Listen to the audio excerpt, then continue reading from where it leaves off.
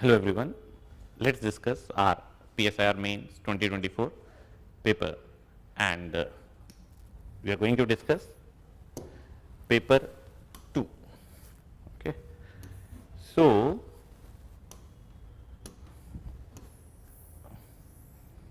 a lot of messages from the students have a discussion regarding the kind that how we should have attempted the paper 2, and especially the queries are on the paper 2 part B, that is the India and the world. So, as per my opinion, seeing both the papers, the difficulty level, I'll keep the difficulty level for this paper as a paper with medium difficulty. The questions were pretty straightforward, okay, directly taken from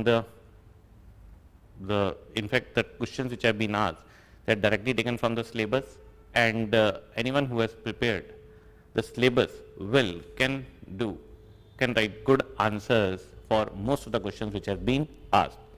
Other than that, so as I always recommend in the class, parallelly you need to focus on your newspapers, and if you are doing your newspaper reading properly with solid understanding of your topics, it was not a challenging paper to attempt. Okay, so we'll go for the discussion of the questions on which I think there's a on which there's a kind of opinion is required. Okay, from my side, I'll try to add a bit of value on the things which I can understand. You can write. There's no fun of discussing those things which are too factual. Okay, so we'll discuss those things on which a bit of understanding and a critical analysis is required, right? So with the discussion, we'll upload these model answers for all the questions which has been asked, and for factual questions you can directly refer to our model answers. So these are the quality answers given by us, okay, being framed well by the team, but do not consider these model answers as the answers which you have to reproduce later in future. Okay, these are the model answers which you need to take it as a guideline, so that you should start your answer writing, so that you should understand, okay, this is the structure we need to make, this is the information we need to give in our answer to make it a good or excellent answer. So take these model answers as a guideline, not the rule. Okay, probably in future with lot of practice you can produce a much better answer than these model answers. So this is for your understanding, so that you should start, as you need to start from somewhere to come into the mode of writing answers. And those who have already attempted this year's mains, they can take their clue from these model answers, that how they could have improved, what else they could have written in your answer which could have been able to help you to fetch a bit more marks, because in the final list the marks of the optional are going to make a huge difference. So this is for the reference sake. So the questions which are too direct, I'll say that directly refer to the model answers, and we'll release the model answers for both the papers, that is paper 1 and paper 2. So in the description section of the video you can find the link and you can download this model answers. Okay, so let's continue our discussion. So first is the short notes. I personally during my mains felt that this is the most challenging question, because it is a compulsory one. You have to write answers, there is no choice, and you have to frame your answers in 150 words. This is the most challenging aspect, because many times completing the first answer itself consumes a lot of time and it increases anxiety.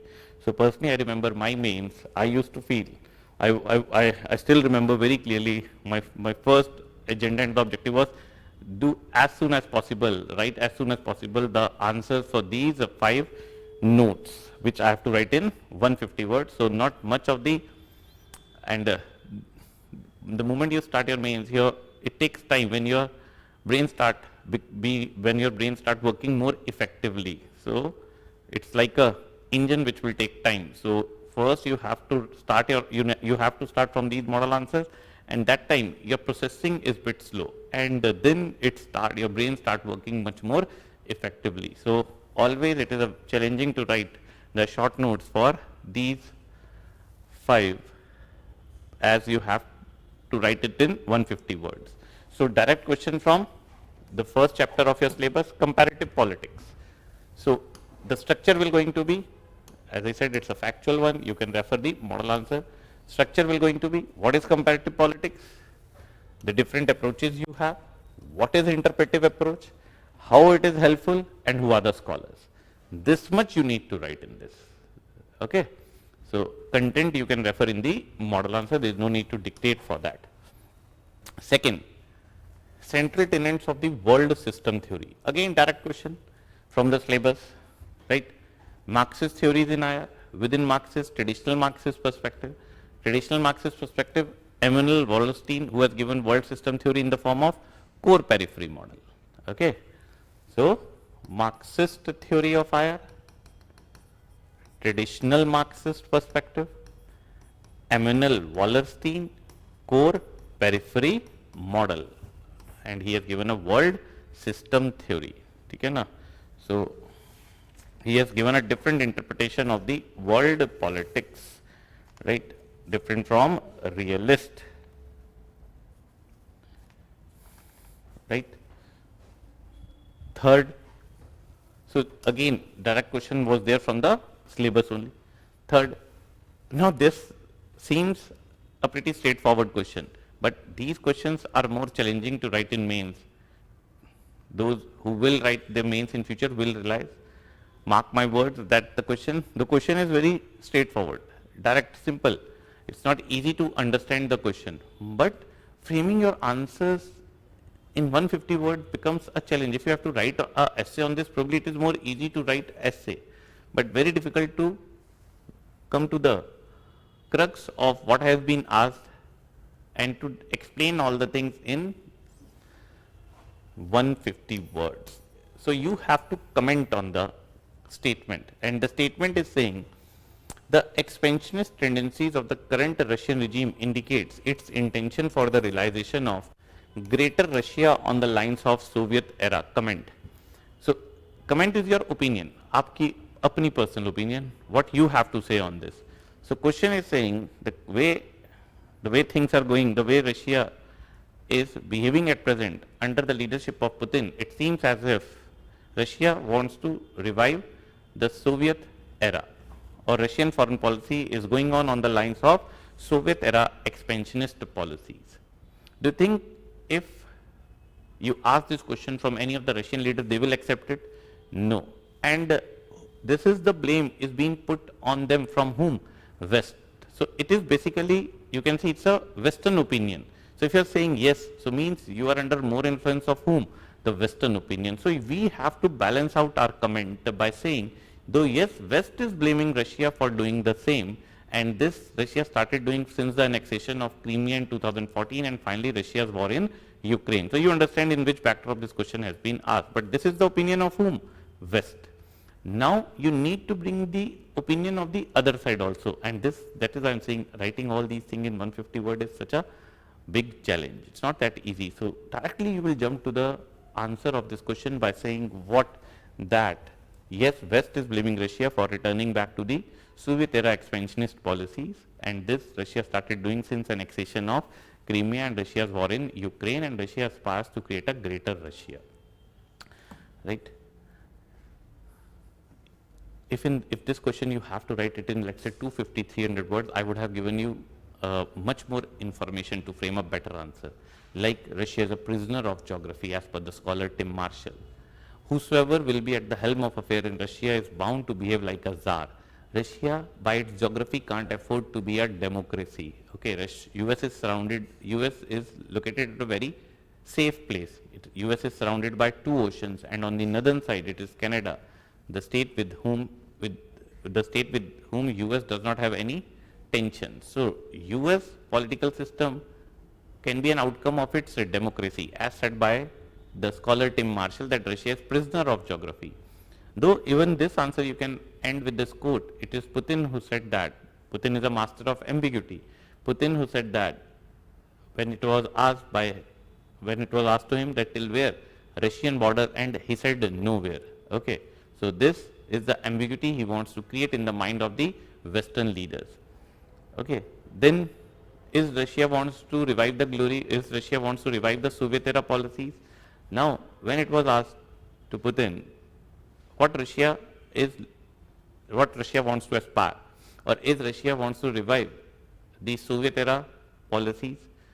Is Putin is looking forward to recreate Soviet Union? So again, this reflects his that he's a that why we say he's a master of ambiguity. He said that anyone who feels the pain of the disintegration of anyone who do not feel the pain about the disintegration of Soviet does not have heart, and anyone who wants to recreate Soviet does not have mind. So you think I do not have mind? So we cannot write all these things because of the world limit.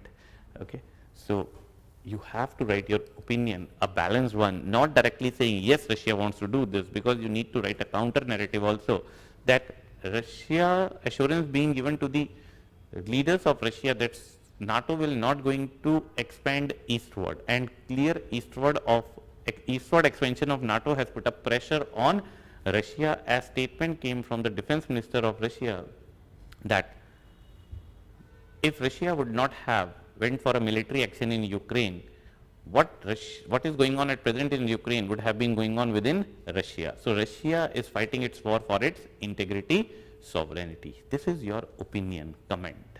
Okay. So answer you can read from the model answer. So this is what I said. Do not just write yes, do write the other side of the opinion, that is the opinion of the leaders of Russia. Okay, that their opinion is we do not want to recreate Soviet. We would have never done all this if NATO would not have went for eastward expansion. Now, various facets. Now, again, how challenging this question is. How challenging it is. 150 words only you have to write. Various facets of idealist approach to the study of IR. Comment on its relevance. So, within 150 words, you have to answer two aspects. So, it's not a single question. Within question, there are two questions. What are the various facets of the idealist approach, and is it of any relevance? So, first we need to understand what this idealist approach is. You guys, my students, are well aware of this, that in detail we have discussed different debates in the subject of international relation, and the first debate took place between idealist versus realist after the end of First World War during interwar period, and this debate was won by realist when Second World War took place. And idealist stands for what? Ethics, morality, peace, right? So what are the facets of idealist approach? That idealist stands for that state should pursue ethics. State should not go for power politics. State needs to follow some ethics in world affairs, and they should aspire for peace, and they should go for cooperation and engagement. And the first major effort in this direction to ensure world peace was League of Nations, which was the outcome of the ideas of the idealist, and that is outcome of the idea of Woodrow Wilson, and he is seen as idealist. But first debate was won by realist. Now, is it relevance in the present time? We consider realist scholars claim themselves as that realism is a timeless wisdom. States will never going to stop power politics, and they will keep asserting, or they will keep aspiring for power and more power. Now, somehow you need to play with the words to write an answer for the second part on its contemporary relevance, because we can clearly see violence, tensions and instability are on rise, and we have seen the revival of idealism in the form of liberalism. And around 90s, with the disintegration of Soviet and the end of Cold War, there were scholars who said liberalism has won the war of ideology. But since 2008 financial crisis, liberalism is on decline, and tensions and violence has increased in the world. So we know that the opinion of the realist, that world politics is going on as per the opinion of realists. States are framing their foreign policies based on realism, but we still need to write, yes, is it of relevance? Yes, because the solution of the issues like climate change, tackling global poverty, tackling nuclear proliferation will only be possible if states will frame their foreign policies based on the facets of idealism. Okay. This is what you need to write in the answer for this question. So, the last one is taking the progress. Yes, so this last one also was also directly from the syllabus itself, right? That is the theories of IR. Another question directly from the syllabus, which is linked to the present. This topic of disarmament is in our syllabus, but the question is not only on disarmament or the efforts being taken. Regional conflicts with global powers taking sides have jeopardized the progress towards disarmament. Regional conflicts like China's tensions with Taiwan, US taking side with Taiwan, Russia's war with Ukraine, and US and the West standing with Ukraine. So these are the regional conflicts. So global powers, they have taken sides, and this has impacted disarmament and the process rolled by Trump when he came out of IRNF. Okay. So this has given a jolt to other weapons treaty. Okay. So this disarmament push, what to say, that a lot of progress made towards disarmament during the Cold War, and post Cold War, especially as now the tensions are rising, the process of disarmament has seen a deadlock. So this is what you need to write. So this is the question which is a direct but need to seen in the light of the present issues. So you need to write that regional conflicts like China Taiwan tensions, Russia Ukraine tensions, okay, all has Israel and tensions in West Asia, regional war in West Asia, escalation of tensions with Iran, and Iran wants to revive its nuclear weapon program. All this has given a push to what? Disarmament. Okay. So these points you need to add in this particular answer. Haji, let's continue. So then comes the question, deglobalization is displacing globalization. Again from the syllabus, chapter 4, globalization, right, is displacing. First define what is, define globalization. Comment, direct question, define, okay, what globalization is. The person who has given the definition of globalization, right, World One Global Village, right.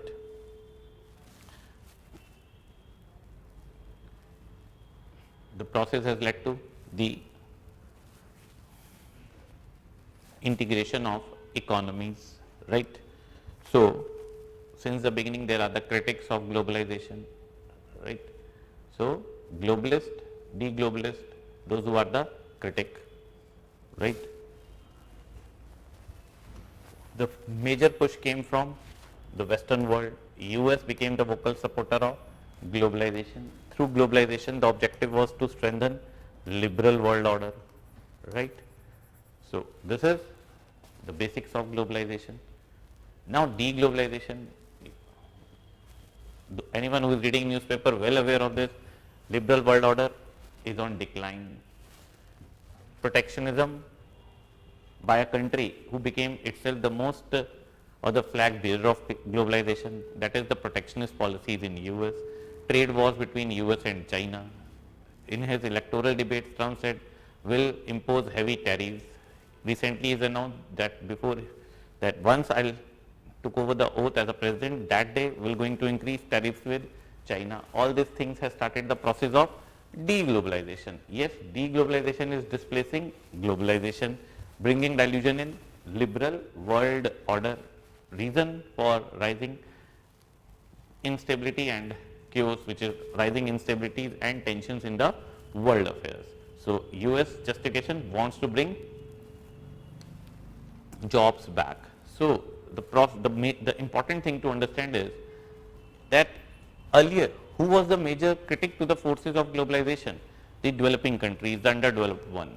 It was the leftists and the Marxist scholars who has always put forward a criticism towards the globalization, that globalization, forces of globalization are the forces of post-colonialism, and it will lead to the exploitation. It is widening disparities, it is widening inequalities. Now the trend has reversed, that major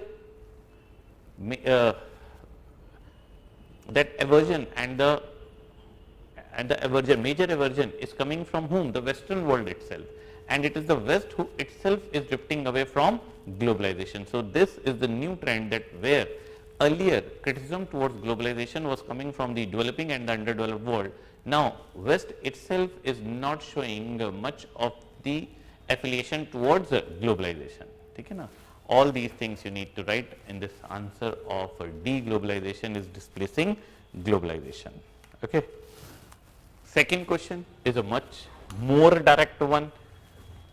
Post-modern state in advanced capitalist economy. As such, the answer will be there in your note. State in advanced, changing nature of state in advanced capitalist economies.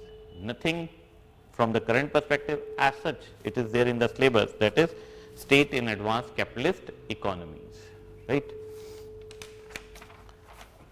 Third question, easy also if we have the information, difficult if we do not have a specific information to write. So answer writing for such a question requires a very specific information. It's a content based question. Limitations of NAFTA. Okay, North American Free Trade Agreement. So what are the limitations? So first we need to know about NAFTA. It was in the news, that's why the question has been asked, but many times these things do get skipped from our while preparing. We do not, because of so much of information we need to remember, somehow we do not want to cram such information. So I personally consider writing answers where there is a need of a specific content becomes challenging. Earlier questions were more of understanding based. If you have a proper understanding, you can frame. Now here you need the exact information. What are the limitations of NAFTA? How did it is replaced by this agreement?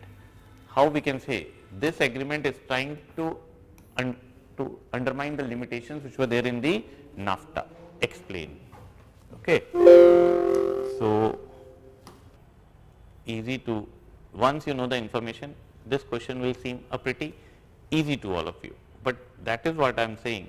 If you do not have the exact information in your hand, it is waste to try write answers, because if you write crap, it will not going to serve your, it will not going to fetch you any marks. First, you should be aware NAFTA signed between whom, signed when, if you can. First thing, what is the opinion of the critics? NAFTA disproportionately benefited big corporation, hurting the interest of workers, especially manufacturing. Industries shifted to Mexico, low labor costs. It lacks strong labor and environmental protection, resulting in exploitative conditions in Mexico, environmental degradation, and it has failed to address the issue of intellectual property rights. All these are the limitations, and this new agreement, US, Mexico, Canada, has tried to address these limitations only. Okay. So basically through this agreement, US wants to bring jobs back to US. So specific information is required to write an answer for this particular question. So this is a content based, and that is why sometimes it becomes challenge. Okay. So let's shift to the third question. So third question, discuss the major recent social movements. So again, topic of social movement is in our syllabus.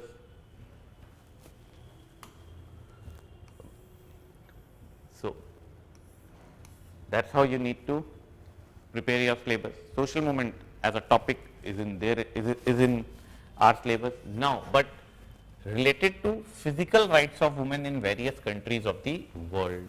So you should be well aware of the recent movements which has been taken place in various countries, right? So, first define what is social movement. You need to have a definition. Once you have written the definition, then you can write that for the physical rights of the woman, mainly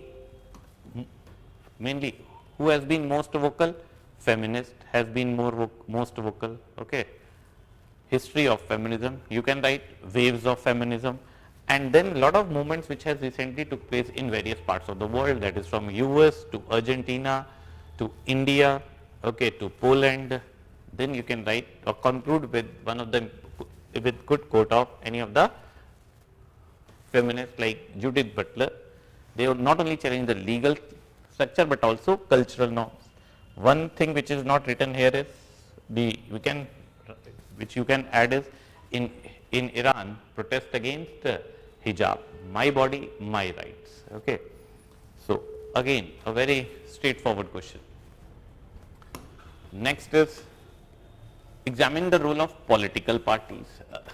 Again, political parties in our syllabus in sustaining and stabilizing democracy. Now, is political parties are strengthening democracy or they are weakening democracy in developing societies?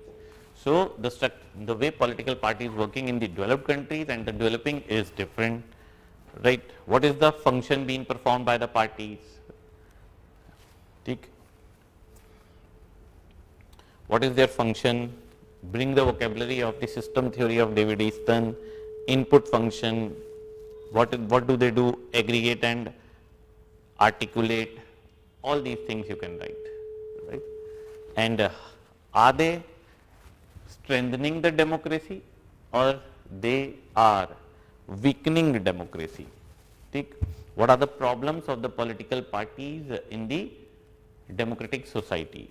In the developing countries. Like Fareed Zakaria, he has said that they are illiberal democracies, where there is a democratic form of government, but political parties are not themselves democratic. So, most of the political parties in India, if we take the example, are one family or one person party, okay, not working on the principle of democracy. So, if political parties, the leaders within political parties are not able to tolerate intra-party democracy, how will political parties going to strengthen democracies? And this is the problem of the parties in most of the third world countries. The political parties in Pakistan, India and in the other countries of South Asia, you can see are most of the parties are family parties, one person parties.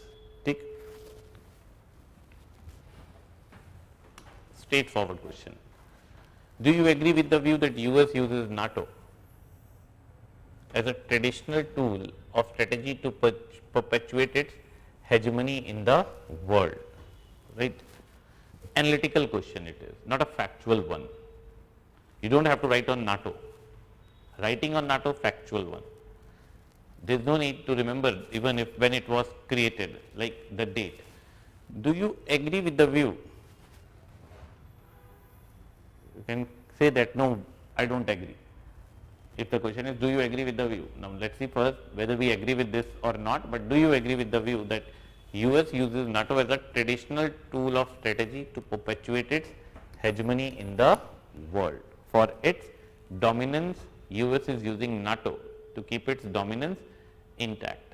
Are we ready to accept this particular view that NATO has become as an instrument in the hands of US to assert its hegemony in world affairs, to assert its coercive power? Okay. So, there can be views both in favor and in against, yes and no. NATO is not used by US to perpetuate its hegemony, it is to ensure global security, and there can be views saying that yes, US has used it to assert its hegemony, and the eastward expansion of NATO is a clear reflection of this aspect. So, there are views and opinions both in favor and in against to that. Gramscian theory of hegemony provides valuable insight into the nature of global power. Now here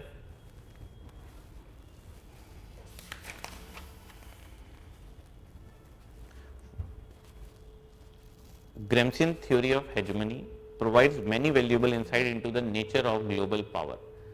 Now, is in this question we need to explain Gramscian idea of hegemony, we need to explain Gramscian theory of hegemony. No, we do not have to explain. If we are going to explain Gramscian theory of hegemony, no, it is not the Gramscian theory of hegemony which question is asking you. This theory provides insights into the nature of global power, that who is holding the global power. If US is holding the global power, how US is doing this? Is US is doing this only through its coercive power, or US is maintaining it with the help of its soft power or ideological domination? And to understand that ideological domination of US, we need to have a better understanding of the theory of hegemony of Gramsci. There is a theory called HST, hegemonic stability theory. So the scholars of this theory believe that we need a hegemon to keep liberal order intact. There are views in favor and in against. So I hope now you can understand what exactly question wants you to comment. Question does not want to explain the theory of hegemony of Gramsci. Question wants you to comment that is the global power which has been kept intact by few, are they doing so with the help of hard power, coercion, military dominance, or they are doing it with the help of soft power or ideological domination? And Gramscian theory of hegemony explains the idea of ideological domination. So Gramscian theory explains what?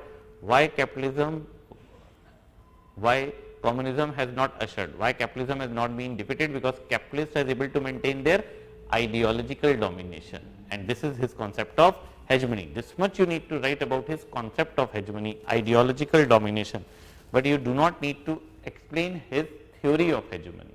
Okay, you need to explain that how his theory helps us to understand why power is intact in the hands of few.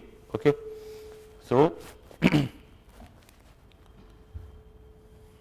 in this, one of the main name which will become, whose name will come as one of the major name in this, Robert Cox, right. So Robert Cox comes under Marxist theory of IR, traditional Marxist perspective and Gramscian perspective. So traditional Marxist perspective believe that global power is intact in the hands of the capitalists because they control economic power. Robert Cox is saying no, it is not only because of economic power, it is also because of ideological dominance. Okay.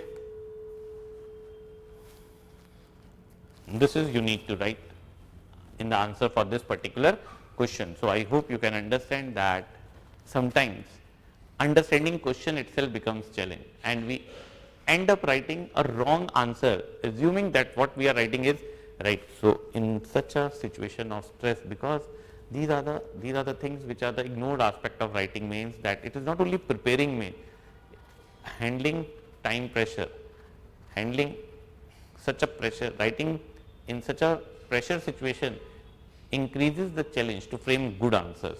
So might be someone could have ended up writing or would have written the theory of hegemony of Gramsci, would have end up writing theory of hegemony of Gramsci without properly understanding what is the demand of the question. So in your mains, while reading the question, keep your mind, you have to keep your mind still, because if you will interpret it wrong, despite having the complete understanding of the topic, you might end up writing wrong. So when you are reading your question, be very patient, be very calm, keep your mind still, and then read the question. Now this is a straightforward direct question. Factors contributing to the decline of WTO in recent time. A very straightforward direct question directly from the syllabus, right.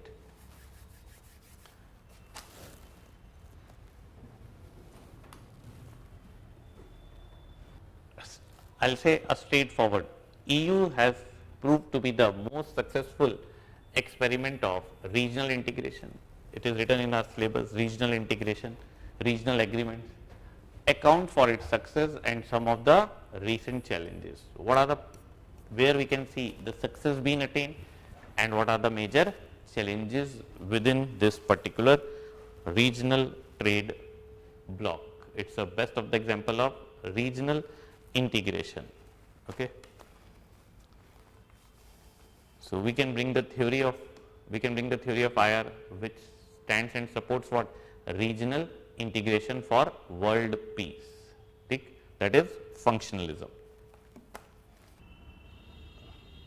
Okay, so that is functionalism. Functionalism as a theory is one of the strongest supporter of regional integration. So if you see the paper 2 part A, direct questions coming from where? From the syllabus itself. So it is a wrong notion to assume that paper 2 is too dynamic and everything will be from the current perspective. We can clearly see the nature of questions being asked. We need to first have a proper understanding of the topics which are there in the syllabus, and we need to have a proper well compiled notes. So paper 2 part A, personally I feel is a bit more, is a static one only. A bit of references you have to take from the current. It is not only current based, that everything from the current aspect will be asked. ठीक? WTO, social movements, political parties, Gramscian perspective, regional integration, EU, right? Interpretive approach, comparative politics.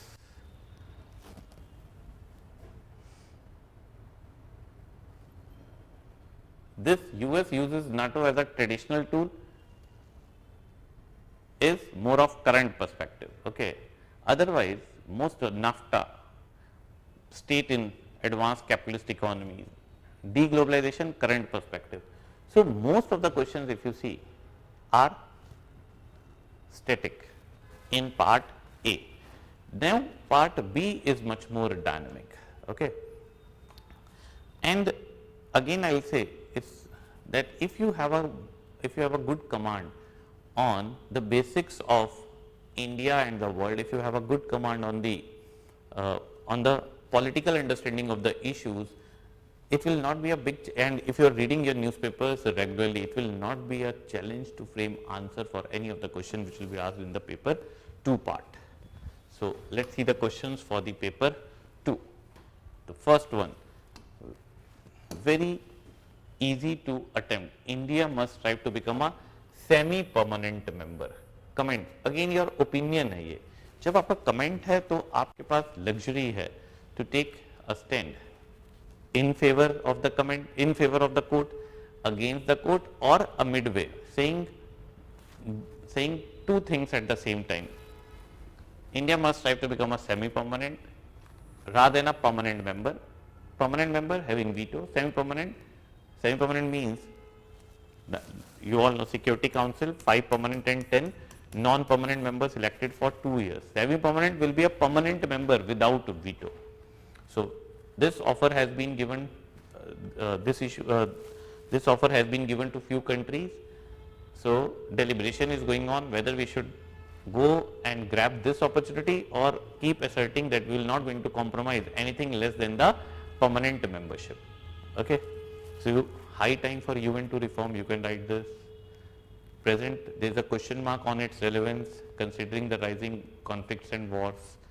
Then opinion of the scholars who clearly support that yes, even we are not getting the permanent membership for the time being, because amendment of the UN Charter is a challenging task.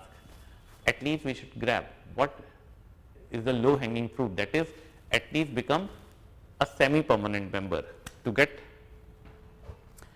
to have a continuity in our policies within UN.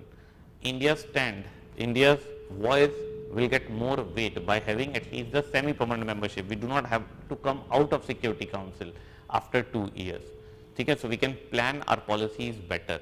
And once we have become the semi-permanent member, then we can assert more for the permanent membership, that is to acquire veto. But whatever best is in front of us, we should grab that.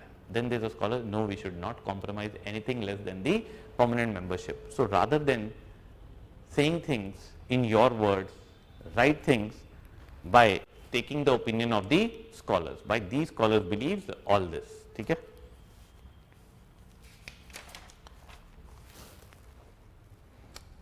Second, Bhutan has historically been an ally. From where you will start? Indo-Bhutan Friendship Treaty. ठीक है ना? Bhutan's defense and foreign affairs in India's hand. India has given the control of foreign affairs back since Bhutan has become a constitutional monarchy and the parliament is sovereign. China-Bhutan related issue, Doklam issue, you are aware of this. It has become a security issue. Yes, it has become a security issue. So, India wants to keep the defense of Bhutan in its hand, but parallelly we need to keep a caution that we should not assert ourselves as a big brother on Bhutan. We do not want Bhutan to drift away from India the way we have pushed the leftists in Nepal away, as they blame India interferes in their affairs. So, we need to understand that we need to understand this aspect that Bhutan is a sovereign state and we should not undermine their sovereignty, and parallelly if they want to improve their political ties with China, we need to be a bit more patient. So, these things you need to write in this particular answer. I have given you the opinion of the important scholars, what they have to say on this issue, that is the S.D. Muni, the voice, the important voice on the political issues in South Asia, Harsh Pant, Suhasini, other, you can take the opinion of these scholars to frame a good answer for this question.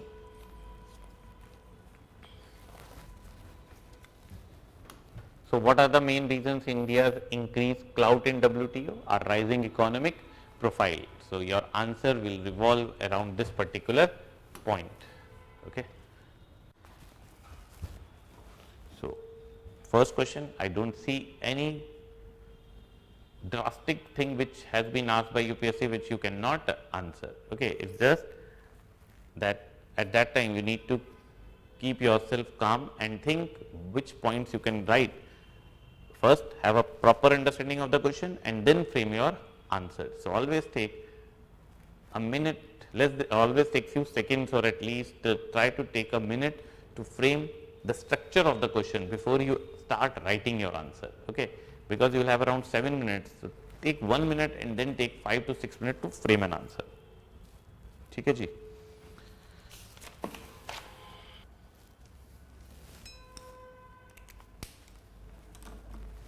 So, next question, discuss the rationale behind replacing Asia Pacific strategy to Asia Pacific strategy to the term Indo Pacific. Another short note, right. So, first, who started this Asia Pacific strategy? Under which policy pivot to Asia? When? Under which US president started? Okay, Asia Pacific. And in the recent time, now if you can make a small map of world, a rough, that will be good, demarcating the region which is being projected as Asia Pacific, and now it is being targeted as Indo Pacific. In which context US is using the word Indo Pacific? To impart more the centrality of India, to counter rising influence and hegemony of China in this backdrop, and under Indo Pacific US is aligning more with India in the form of the new defense agreements. Okay. So, these many things you need to write in this particular note. Despite deep ties, India's ties with Sri Lanka has seen strains. Why? We all know, because of the rising influence of China, it itself is saying. Now, from where you will start? India wants to have good cordial ties with its immediate neighborhood. Okay. Sri Lanka is seen as one of the important neighboring countries having good cordial ties. Sri Lanka has always supported India's stand on important issues like India's permanent membership, India being a nuclear weapon state, and India's stand on Kashmir. So, we have special ties with Sri Lanka. Now, rising China's influence in the region and in Sri Lanka challenge, and China's influence rising under MSR project, Maritime Silk Route. Okay, China has built Port Hambantota. You all are well aware of all these things, right? So despite deep ties, our ties are under strain. Why? Because of the rising influence of China, and China's influence is rising through these investments, loans under its MSR. Okay, and we are seeing Chinese policies in the context of its string of pearl strategy. That is the geopolitical strategy, and China is trying to give a economic angle to its geopolitical strategy. Right. So you are analyzing all this, analyzing with the help of these example. So what we need to do, right? So we have consistently tried to reach out to the government of Sri Lanka during the time of economic crisis. India was the first one to give its helping hand. It was India who assured that that Sri Lanka should be able to get a bailout package, and it was India who provided substantial financial crisis, assistance during the economic crisis. India showed line of credit, and India also gave humanitarian aid. All this reflects that India do not want that Sri Lanka drifting away from India and falling into the sphere of influence of China. This is all you need to write. After short notes comes the question, late India's foreign policy has been in a transition mode from Nehruvianism, we all know that, till towards socialist policies, closed economic policy, to the open economic policies through liberalization. Now you need to substantiate what it is written there through suitable examples, right? So nothing technical in this. We just need examples that how we can say that we are shifting from Nehruvianism to neoliberalism, and we have shifted to neoliberalism through LPG reforms, from closed economy to open economy, from import substitution to export promotion model. Okay. Indians foreign policy has gone a significant transformation post the 90s. ठीक?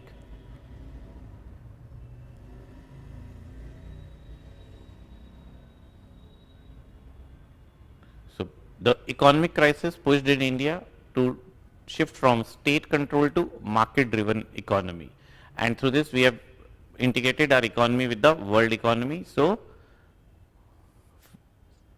India became a part of global economy under the forces of globalization, allowing FDIs. Okay.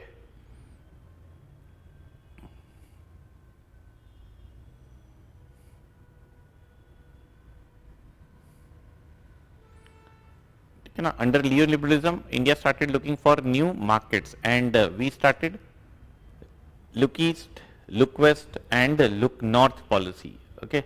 So adoption of neoliberal policies has brought the requisite change in our foreign policies too. Right?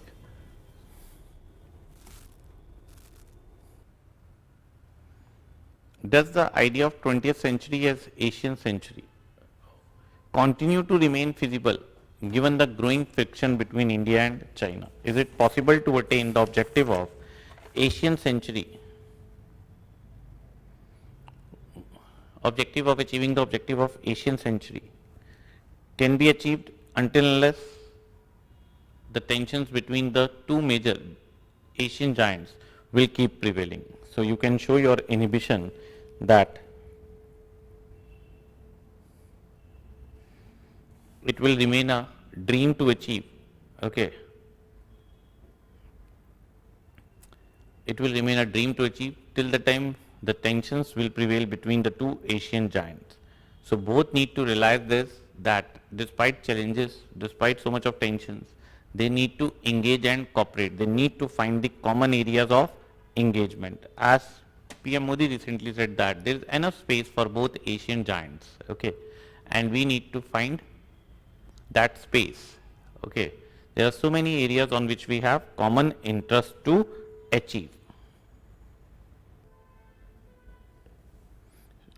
Okay, so in this direction, on this particular aspect, we need to frame our answer that India and China, till the time tensions will prevail between the two it is not possible to attain the objective of Asian century. It will going to remain a mere idea. So to make this idea into reality, that India and China needs to find ways to engage with each other. Okay.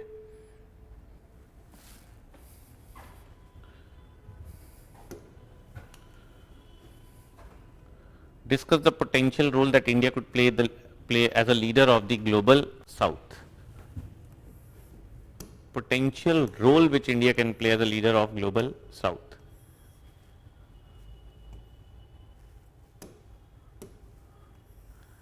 In realizing the goal of establishing a new international economic order. Okay. So first thing is, what we are looking forward to, what exactly the new international economic order is. Now, NIEO, it is a part of our syllabus, new international economic order, which was sought way back under NAM. And now, as India's geopolitical, both economic and political profile has increased, India's aspiration to project itself as a leader of, India is aspiring to project itself as a leader of global south. So what India can achieve, or what India can do towards achieving the objective of NIEO, New International Economic Order. Okay.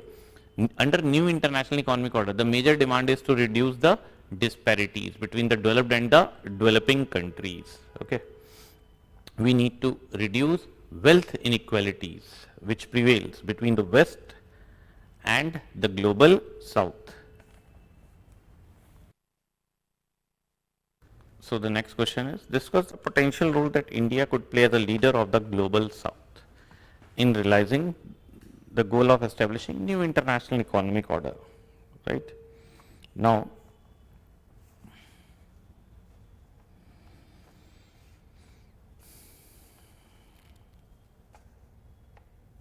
so it is the new international economic order, the topic of our syllabus. It is not the new demand of the developing countries. Developing countries under NAM came together as G77 for the establishment of new international economic order to reduce regional disparities, to reduce inequalities of wealth. Okay, they demand reforms in the established economic institutions, more voting rights in IMF. So on these lines, we need to frame an answer that India, who is being seen as a leader of the global south, what role India can play in realizing the goal of the NIEO. So this goal is nothing new. Now the question is asking what role India can play as India's political and economic profile has increased in the world. So is India still committed to the objective of NIEO? Okay.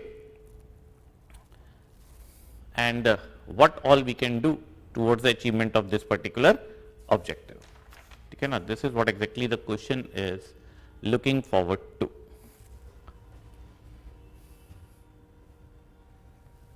Discuss the future of SAARC, what are the challenges, what all we can write, what all we can do. We know the challenges. What are the challenges? Just because SAARC is dysfunctional, there are a lot of challenges. We have started focusing on other regional groupings like ASEAN and BIMSTEC. Now it is not asking what are the tensions in SAARC, what all we are doing with the other regional groupings. Discuss the future of SAARC. Is it possible to revive SAARC? Is it possible to bring? It is possible to bring new energy in SAARC, and if it is, what India can do or what can be done to bring vibrancy within SAARC. Okay, na? So question wants you to frame your answer on these lines, that what is the way forward, what more can be done or what else can be done to bring vibrancy. Like one example which you can quote is, as there is written in the SAARC charter, that issues of disputes cannot be discussed on the platform of SAARC. Issues of dispute cannot be discussed on the platform of SAARC. This thing is there in the on the charter of the SAARC, okay, SAARC constitution. Now, it was India who bring this particular point within SAARC charter, that issues of dispute cannot be discussed. because India was aware that Pakistan will raise this issue or will raise the issue of Kashmir within SAARC, and India wants to settle down the issue of Kashmir with Pakistan through bilateral negotiations and discussions as per the Shimla agreement. So we do not want Pakistan to raise the Kashmir issue on any regional and global platform. But the opinion of the scholars is, there are scholars who has recommended on these lines that ASEAN as a grouping has helped to settle the disputed issues between the countries of ASEAN. So India should be open to discuss Kashmir issue with Pakistan on this regional grouping. This is just a mere suggestion which you can use to write your way forward. Okay. Similarly, there in the SAARC charter that any resolution can be passed through consensus. So within SAARC, all members hold a veto, and this has led to the deadlock within SAARC. So rather than the consensus voting, we should think of majority voting. So 5 out of 8 will agree for this, that resolution should be passed. But Pakistan is not ready for this because Pakistan fears that India, because of its size and weight, will be able to push forward its agenda. So these 2 points you can use to suggest the way forward to bring vibrancy in SAARC. Okay.